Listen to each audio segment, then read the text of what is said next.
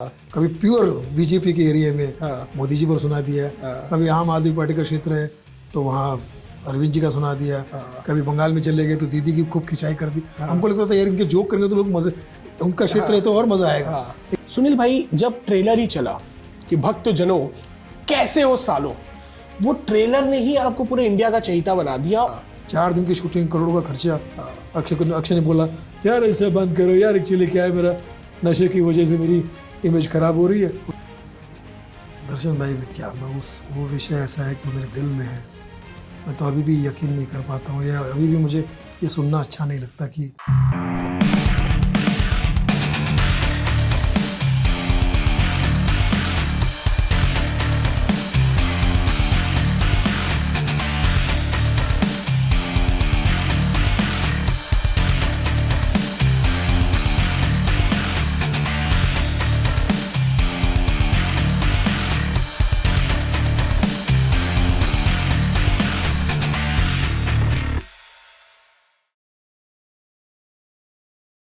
शायर सूरज कहते हैं कि करो कुछ यूं कि हर मुश्किल की आसानी निकल आए, तुम्हारी बावजह पैदाइश का मानी निकल आए, और आज के दौर में किसी को रुलाना तरीका मैं बताता हूं, उसे हंसाओ इतना कि उसकी आंख से पानी निकल आए। हंसाना जो है वो कहा जाता है ईश्वर का काम है, और ऐसे ही बहुत संघर्षों के बाद एक रात एक ऐसा शो आता है जिससे उस कलाकार को रातों रात इंडिया का चहेता बना दिया गया। वो कलाकार जो हर बच्चों से बूढ़े तक की सबकी जुबान पे चढ़ गया, वो कैरेक्टर जो हम हर शादी फंक्शन में प्ले करते हैं, ऐसे धनी कलाकार सुनील पाल जी का आज हम rest of life best of life talk show में स्वागत करते हैं। नमस्कार DSP Darshan Sankla programme. Thank you so much Sunil भाई। सुनील भाई, बचपन से आपने देखा है कि आप एक छोटी सी जगह से आए हैं, बहुत संघर्ष रहा, और जो एक रात की सक्सेस मिली उसके लिए आपने कई रात जो है संघर्ष किया होगा, वो किया होगा। वो सफर कैसा रहा आपका वहां तक पहुंचने के लिए? बहुत बार टूटे होंगे, रोए होंगे, और जब सफलता मिली तो आपको लगा कि यार नाउ हार्ड वर्क्स पे, या लगा कभी कि अब छोड़ देते हैं? उस वक्त मतलब 2 गाने कहीं से टीवी वगैरह में सुन लिए थे, हल्के हल्के याद है। एक छोटा सा गांव जिसमें पीपल की छांव, छोड़ कर गांव को उस हंसी छाँव को, शहर के हो गए भीड़ में खो गए। क्या बात है। किससे हमने रिश्ते जोड़े, कैसे हमने दिन है काटे, कैसे काटी रात, किससे रिश्ते नाते छूटे, किसका छूटा साथ। तो संघर्ष में ये 2 गाने जो है हमेशा सुनता रहता था, और अभी भी दिल से लगा के रखता हूँ इन दोनों मुखड़ों को। तो यही आपके सवाल का जवाब है कि खट्टा मीठा नमकीन तीखा, मैं ये समझ लीजिए कि समय ने मेरा टेस्ट लिया और मैंने समय का टेस्ट लिया। क्या बात है। समय का टेस्ट तीखा है, नमकीन है, कभी फीका है, कभी कड़वा है, कभी खट्टा है, और समय ने मुझसे क्या टेस्ट लिया ये तो समय ही बता रहा है, बताएगा और बताता जाएगा, क्योंकि समय जो है वो सारे फैसले खुद करता है।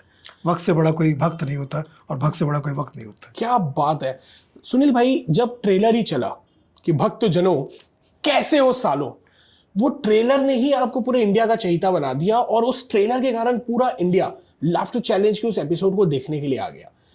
कैसे पूरी लाइफ चेंज हुई, और आप देखेंगे कि उसके बाद हर कोई, आप कहीं भी जाते होंगे, मुझे लगता है एक ये फरमाइश जो है वो आपसे हर जगह की जाती होगी, इतना ग्लैमर, इतना प्यार, कैसे लगा? अब आपको लगा होगा साला अपनी नीचे भगवान। बहुत एक ज़बरदस्त टर्निंग पॉइंट रहा है लाफ्टर चैलेंज मेरे लिए।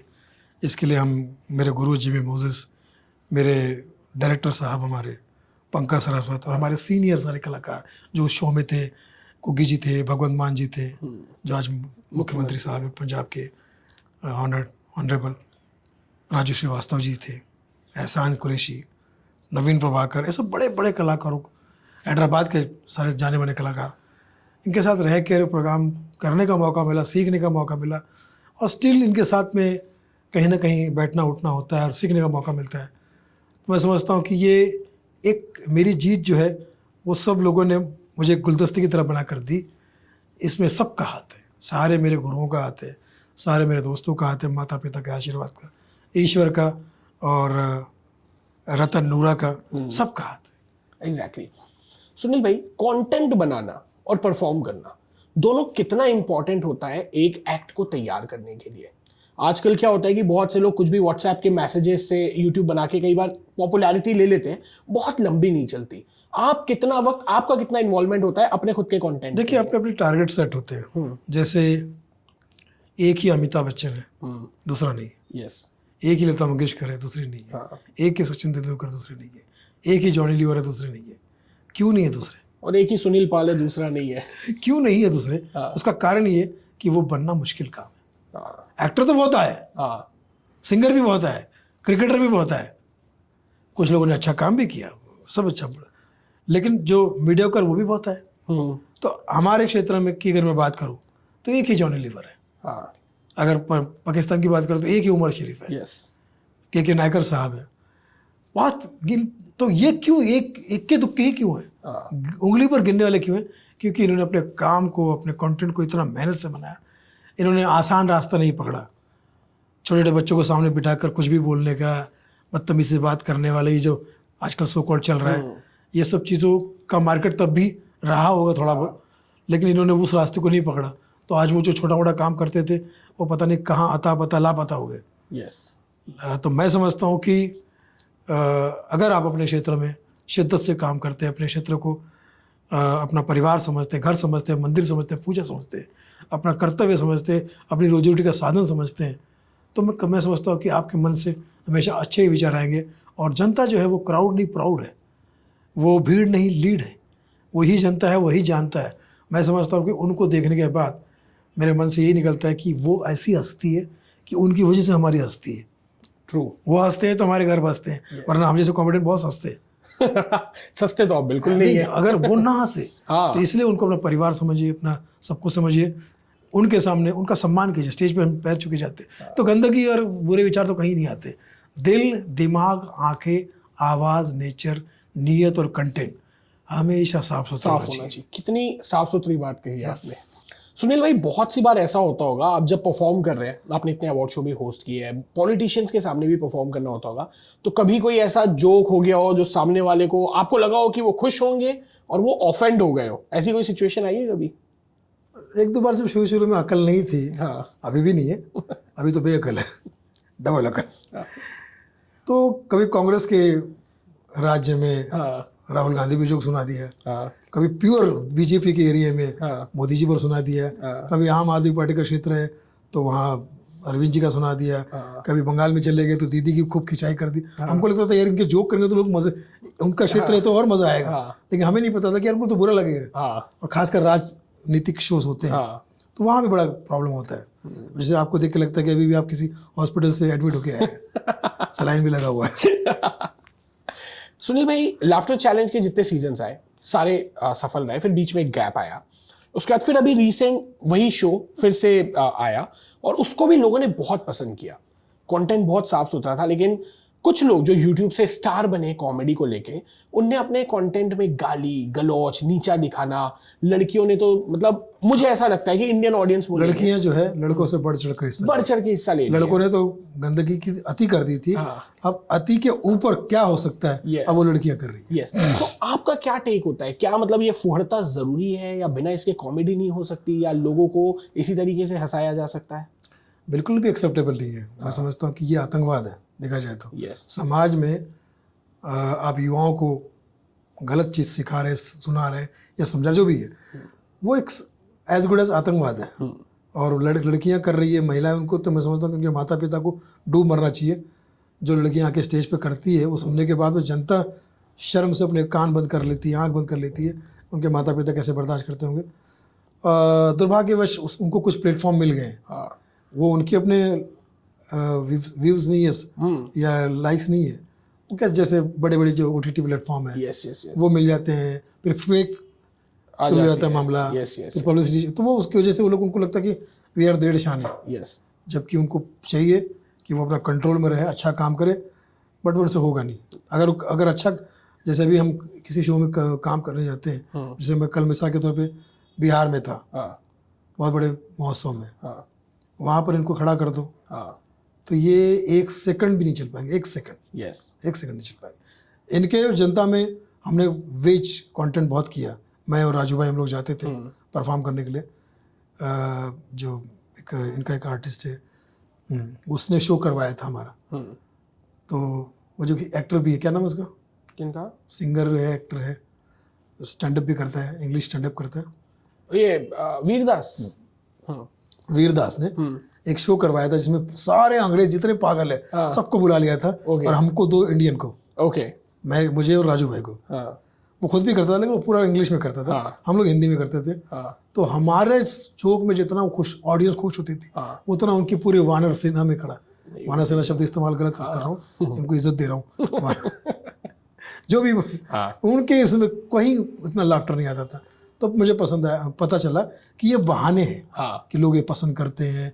ऐसा माइक पकड़ के इसको टेढ़ा कर देंगे, और तेरी माँ क्या करती है, तेरा बाप टिंडर पे है, और पौन जैसी शक्ल वाले, तेरी गर्लफ्रेंड भी है, यार वो गर्लफ्रेंड का नंबर दे दे, मुझे समझाऊंगा कि अगर मौत मर जा मगर इसके साथ क्यों घूम रही तू, मेरे साथ आ जा। ये सब कुछ थर्ड क्लास बातें करते हैं, मीनिंगलेस बातें करते हैं, गाली गलौज करते हैं।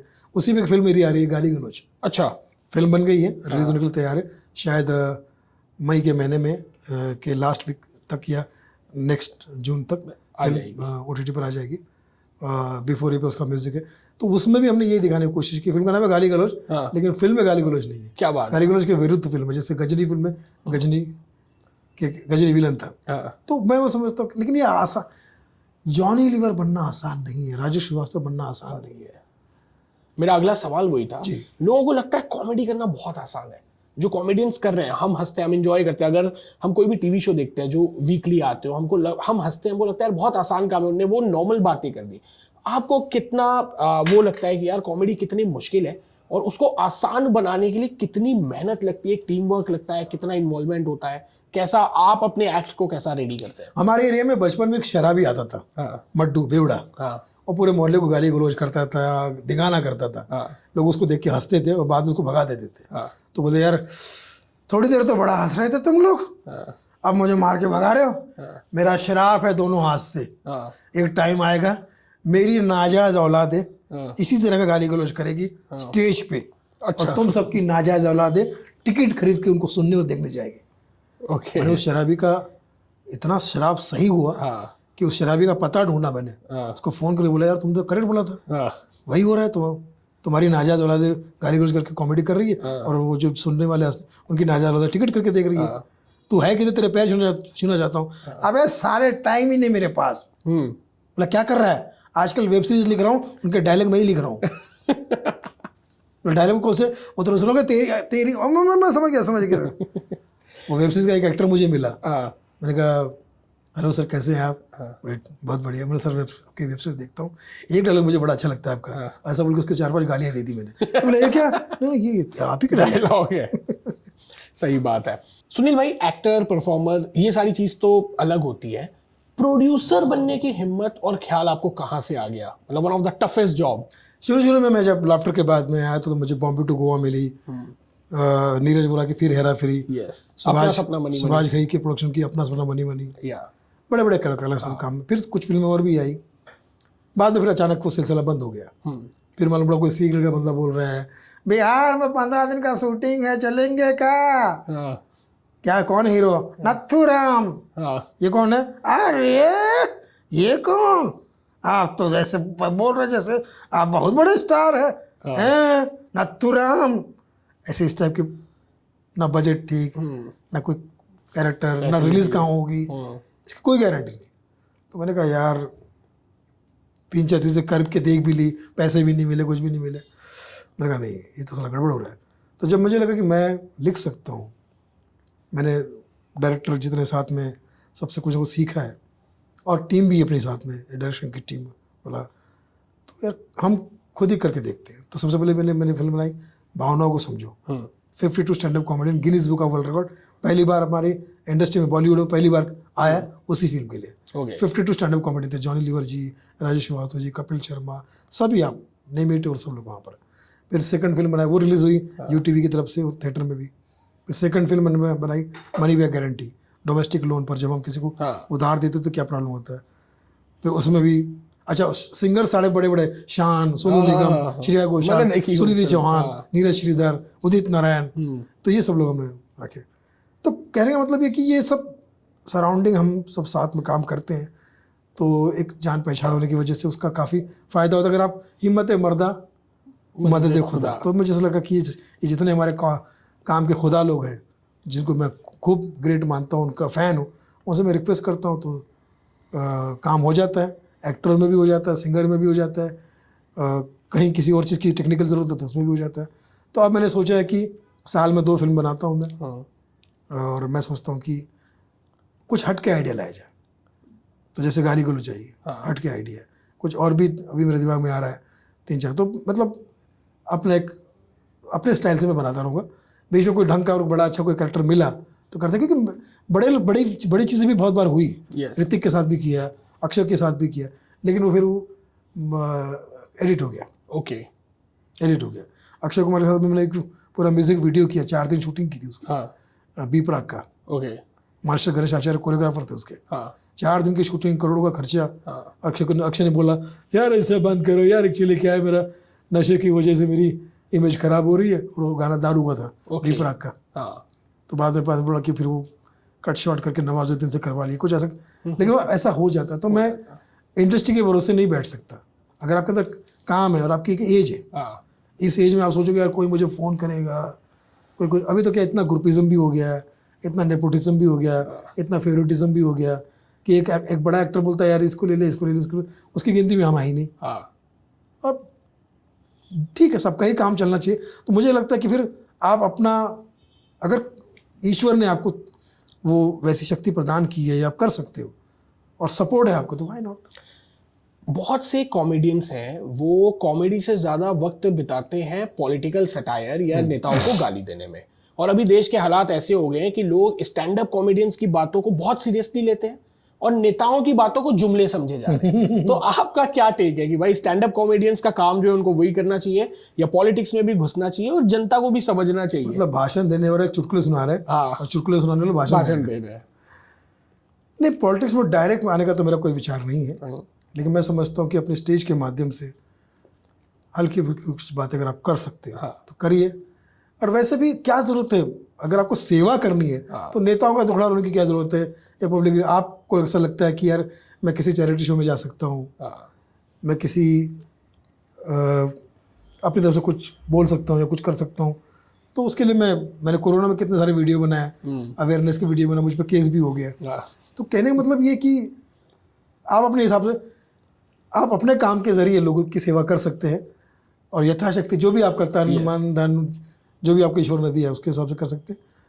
तो मैं नहीं समझता कि नेगेटिविटी या किसी बात को पकड़ के लोगों को सुनाया। अभी वैसे भी देखा जाए तो दुनिया में सबसे ज़्यादा अगर कोई है तो मोटिवेशनल स्पीकर्स है।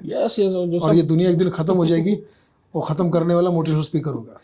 क्या बात है, हर आदमी मोटिवेशनल स्पीकर, जिसको घर पे कोई नहीं सुनता वो बाहर बन जा रहा है, घर पे मोटिवेट कर रही है पगार कब लाओगे, और यहाँ उसको पगार कमाने के लिए मोटिवेट करना पड़ रहा है। मुझे याद आया, मेरा एक दोस्त है, उसने बोला यार मैंने एक किताब लिखी है कि 1 महीने में करोड़पति कैसे बने। बोला बहुत बढ़िया यार, छपा कब रहे हो? बोले यार उसी के लिए पैसे ढूंढ रहा हूं कि किताब छपा कैसे सकूं। बोला भाई किताब पढ़ लो, अगले महीने छपा लेना जब करोड़ रुपए आ जाए। एक सवाल ये है सुनील भाई, राजू श्रीवास्तव जी के टाइम में भी आप बड़े भावुक हो गए थे, आप कपिल शर्मा के शो में भी गए, आपने इतनी अच्छी बातें की, उनके साथ आपकी यादें कैसी थी? दर्शन भाई क्या मैं वो विषय ऐसा है कि वो मेरे दिल में है, मैं तो अभी भी यकीन नहीं कर पाता हूँ, या अभी भी मुझे ये सुनना अच्छा नहीं लगता कि फिज़िकली वो हमारे बीच में नहीं है। मैं विश्वास, क्योंकि राजू भाई के लिए मैं ये सोच ही नहीं सकता कि वो, मुझे लगता है कि वो कोई शरारत, मुझे अभी लग रहा है कि उनकी कोई शरारत है, ये वापस आ जाएंगे, क्योंकि कभी नहीं सोचा था ऐसा कुछ ये होगा। मैं तो इस मामले में अगर मैं समझता हूँ कि कुदरत का बहुत बड़ा अन्याय है, उनके साथ यादें तो ये है कि भाई हमारी शुरुआत ही उनके आशीर्वाद से हुई। वो हमें शो में भी लेके जाते थे, मुझे घर पे खाना भी खिलाते थे, अपने कैसेट में ज़रूरत नहीं फिर भी बुलाकर कुछ पैसे देते थे, दिन भर सपोर्ट करते थे आगे बढ़ने के लिए, रोज़ कहीं ना कहीं मिलकर मोटिवेट करते थे। एंड लाफ्टर चैलेंज में भी वो हमारे साथ में थे। मैं समझता हूँ कि हम सबका बहुत बड़ा लॉस है, कॉमेडी का बहुत बड़ा लॉस है, लेकिन उनका जाना मैं सह नहीं पाता हूँ। मतलब मैं सोचता हूँ कि यार ये तो गलत बात हुई, बहुत बड़ा अन्याय है। भगवान को मैं तो समझता कि बस शब्द इस्तेमाल नहीं कर रहा, मैं समझता हूँ कि वो है कहीं, That's true. हमेशा रहे। बहुत सी बार जब आदमी जिंदगी में सब हासिल कर लेता है तो दो चीज होती है, या तो वो इतने हवे में रहता है या वो बहुत ठहराव में आ जाता है। और मैं आपको बहुत समय से जानता हूं, तो आपके में वो ठहराव जिंदा है। आप तो आने वाले जब लोग आपके पास आते हैं, यंग टैलेंट्स आते हैं, तो आप उनको क्या सीख देते हो यार कि किस तरीके से जाओ, कि ये गाली गलौची करो। कभी लोग आपके पास आते होंगे, आपको स्क्रिप्ट सुनाते होंगे, आपका टेक क्या होता है कि क्या वो मेहनत में कमी है जो वो सक्सेसफुल नहीं हो पा रहे, या रिसोर्सेज में कमी है, या तरीका गलत है, या स्ट्रगल गलत है? लोग तो आपके पास आते ही होंगे। देखिए क्या है कि सबसे पहले तो क्या लोगों के अंदर पेशेंस खत्म हो गया। उनको लगता है कि दर्शन शांकला का वीडियो इतना चलता है, मेरा क्यों नहीं चलता है, जबकि उनको नहीं पता कि इन्होंने 15-20 साल से अपनी मेहनत की है। उनको लगता है कि रातों रात स्टार बनना है, तो वो फिर क्या करते हैं, शॉर्टकट ढूंढते हैं। शॉर्टकट में यही सब चीज़ें हैं। या तो होता ना कि हर वक्त चश्मे खरीदार में रहने के लिए आदमी नंगा हो गया बाजार में रहने क्या के लिए। बात है। तो ये उनको लगता है कि बस लड़के हुए लड़कियां जो गाली गलौज कर रही है, गंदी गंदी बातें कर रही है, क्या नहीं बोलती लड़कियां, चाहती क्या बदले में, सक्सेस, ये सब। लेकिन उन्हें ये नहीं पता ये शैतान का रास्ता है, इसमें आपको थोड़ी देर का सक्सेस मिल जाएगा। अभी आप एयरपोर्ट पे जाइए, कहीं कहीं पे जेट का हवाई जहाज कहीं कोने में पड़ा हुआ है, टूटा फूटा। आपको लगता एक ज़माने में जेट के ऊपर कोई था क्या? जेट नाम में से भी जेट था और वैसे भी जेट था। उसने ये साबित कर दिया कि भाई एक समय में आप कितना भी उड़ लो, जब आपका बुरा टाइम आएगा तो कोने में कर दिए जाओगे। क्या बात है। तो वो अगर आपकी प्रवृत्ति राक्षसी प्रवृत्ति है, चुड़ैलों की प्रवृत्ति है, नंगा नाचने की प्रवृत्ति है, तो वो आपको कुछ पल के लिए ठीक लगेगा और आप लोग भी आपके मज़े लेंगे। पसंद नहीं कर रहे आपको, मज़े ले रहे हैं आपके। अच्छा और दिखाओ क्या, और दिखाओ क्या, और दिखाओ। जब आपका सब काम सारा माल ख़त्म हो जाएगा, फिर बोलेंगे अब तो नया कुछ बचा नहीं, चलो किसी और के पास। लेकिन क्रिएटिविटी ऐसी चीज़ है कि आपको हमेशा कुछ कुछ नया देती रहती है। आज आपने बीजेपी भी जोक बोल दिया, कल आप कांग्रेस पे जोक बोलेंगे, परसों आप बॉलीवुड पे जोक बोलोगे, नरसों आप क्रिकेट पे जोक बोलोगे, मीडिया पर जोक बोलोगे, आपके पास मैटर आता ही जाएगा। लेकिन आप स्ट्रिक्ट रह के नहीं, गाली गलौची करना है, गंदी बात, गर्लफ्रेंड बॉयफ्रेंड, टिंडर, ये वो, ये सब इसी में अगर तुम हो और उसमें तुम अपनी नग्नता कर दिखा रहे हो, तो तुम्हारे, और ऊपर से कुदरत, मतलब माँ बाप ने इतना सिखाया पढ़ा है, पढ़े लिखे लोग हैं, अंग्रेजी पढ़े लिखे, कुछ लंदन के रिटर्न है, कुछ कहीं के रिटर्न है, पढ़े लिखे, उनके बाद भी अनपढ़ों से भी ज़्यादा बुरा बर्ताव कर रहे हैं। तो पैसे तो गए पानी में, कटर में गए। तो मुझे ऐसा लगता है कि अगर ये सब चीज़ें कर रहे तो इनका अंत बुरा है उन्हें, क्योंकि बुरे काम का बुरा नतीजा, ये तो हमने कहावत सुनी और जो सामने भी देखी है। कहाँ है, जैसे जेट का मैंने एग्जाम्पल दिया, कई ऐसे एग्जाम्पल आपको मिलेंगे कि भैया मैं जेट का सिर्फ नाम इसलिए ले रहा हूँ कि कुछ एग्जाम्पल देने हैं, लेकिन सभी जगह पे आप देखिए, रफ़ी साहब, किशोर दा, मुकेश जी, लता जी, अलका याग्निक, कुमार शानू, उदित नारायण, ये ऐसे एग्जाम्पल है कि ये भैया इन्होंने मेहनत को, काम को प्रायोरिटी दी है, तब जाके वो आज नंबर 1 है। That's great.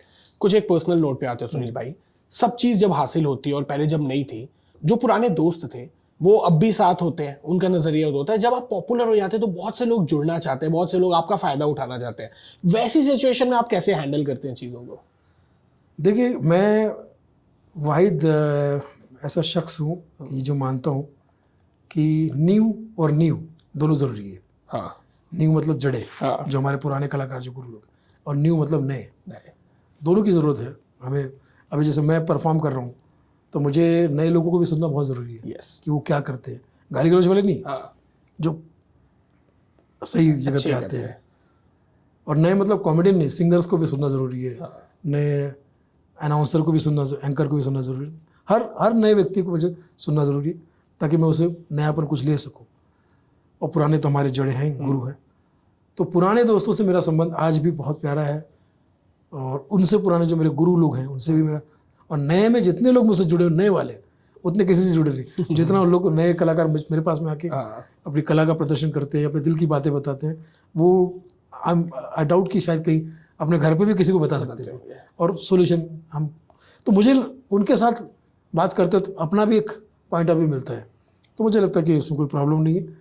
और नए लोग अब सभी तो अच्छे और टैलेंटेड नहीं है, जबकि मेरा रिक्वेस्ट है कि भाई एक काम पे ध्यान दो, लेकिन वो क्या करते हैं कि शॉर्टकट वो भी ढूंढ रहे हैं। कुछ लोग तो उसमें भी होते हैं ना कि जैसे फिल्म में सब्जेक्ट बताते कि धर्म परिवर्तन कर लेना, तो इन्होंने धर्म परिवर्तन कर लिया, अच्छी खासी कॉमेडी कर रहे थे, अभी वो भी गाली गलौज पे आ गए।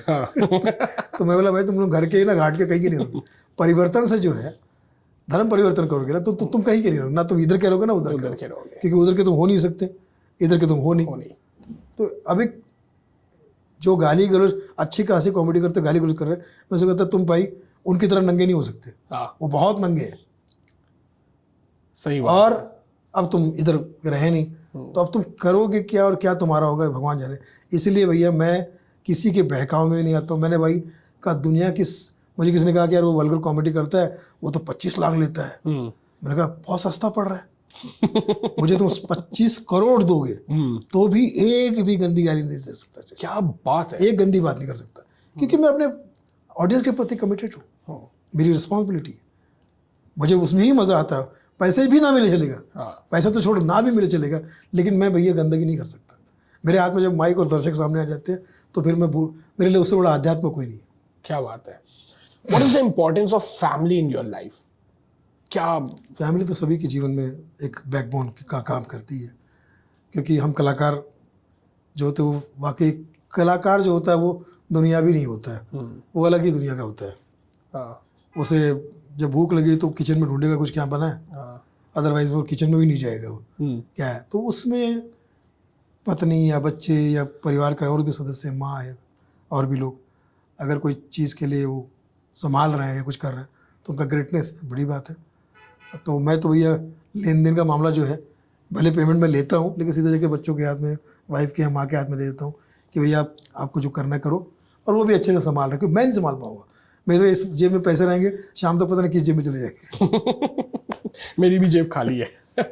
मैं ये पूछूं सुनील भाई कि ऐसी एक चीज जो आपको मौका मिले, ईश्वर अगर ये वरदान दे कि 20 साल पहले जाके आप एक कोई चीज अपनी लाइफ की परिवर्तन कर लो, चेंज कर लो, ऐसी क्या चीज होगी जो आप चेंज करेंगे जिससे आपको लगता है कि आज आपकी लाइफ और बेटर हो सकती थी? एजुकेशन, क्योंकि हालात की वजह से लिखना पढ़ना नहीं हुआ। तो मैं समझता हूँ कि अगर वो होता तो शायद और अच्छा होता, लेकिन मैं ये भी मानता हूँ कि शायद होता तो मैं यहाँ नहीं होता, ऐसा भी हो सकता है। पढ़ा लिखा हो जाए तो कहीं क्लर्क की नौकरी मिल जाती, उस ज़माने में 12वीं में मिल जाती थी, क्लर्क की नौकरी मिल जाती, परिवार वाले खुश, अरे सरकारी नौकर है, तो वो भी हो सकता। तो आई डोंट थिंक कुछ चेंज, क्या कुदरत भी सबसे बड़ी शक्ति है, और मुझे लगता है कि वो सही आपको सही लेके जाती है। जब मैं बॉम्बे आया था तो मेरा तो कोई भी नहीं था, उतनी डेयरिंग 18-19 साल की एज में करना, और आज पूरा बम्बई सब जिसे ना अकल है ना शक्ल है, ना किसी से में दखल है, ना उसके प्रॉपर नकल है, कुछ भी नहीं आता था, और न कल का भरोसा है कि क्या। तो what is your definition of how you make your rest of life best of life? यार ये लाइफ बेस्ट है। यही कि मैंने कहा ना कि मैं दुनिया भी कम हूँ, मैं अलग, मतलब कलाकारी में मुझे कलाकारों जैसे कोई सीनियर कलाकार मिल गया, जैसे आपने भी मुझे कहा था कि कुछ करना है तो मैं भागा आया, या किसी के प्रोग्राम को देखने जाना है, या किसी उस माहौल, या तो यूट्यूब पे मैं हमेशा आड़े टेढ़े कॉमेडियंस को देखते रहता हूँ कि क्या करते रहते हैं लोग, कैसे कैसे करते हैं, क्या क्या ज़रा देखो, तो मज़ा आता है, कुछ चीज़ें सीखने मिलती, कुछ नया मिल जाता है। पाकिस्तान के जितने कॉमेडियंस हैं सबको देख चुका हूँ मैं, बांग्लादेश के जितने कॉमेडियंस सबको देख चुका हूँ मैं, वेस्टर्न के जितने कॉमेडियंस हैं सबको देख चुका हूँ। समझ में कुछ नहीं आता है मतलब वहाँ के, लेकिन फिर मुझे लगता है कि यार ये कुछ ना कुछ मिल जाता है, कोई चीज़ मिल जाती है कि बस एक ही चीज़ की वल्गैरिटी नहीं करनी है, गाली गलौज नहीं करनी है, फॉल लैंग्वेज, डबल मीनिंग ये नहीं करना है, और किसी का कंटेंट डायरेक्ट नहीं उठाना है।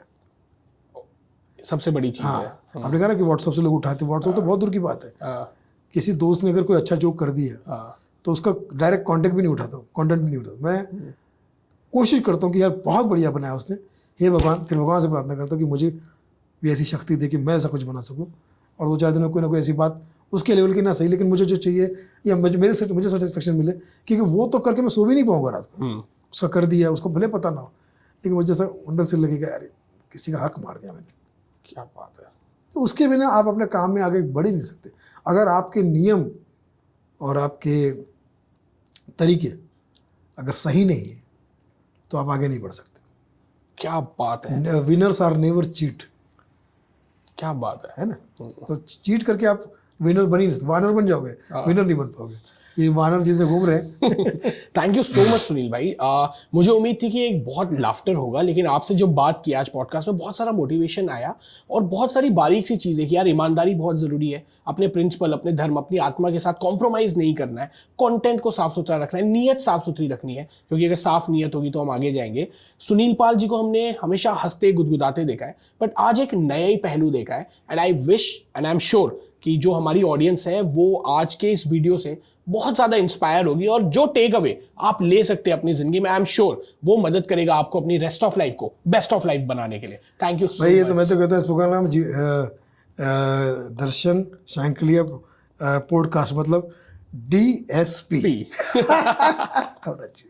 Thank you so much Sunil भाई, thank you so much. Love you all, जीव हजारों साल, यही तहदीद से दुआ देना सुनील पाल। Thank you.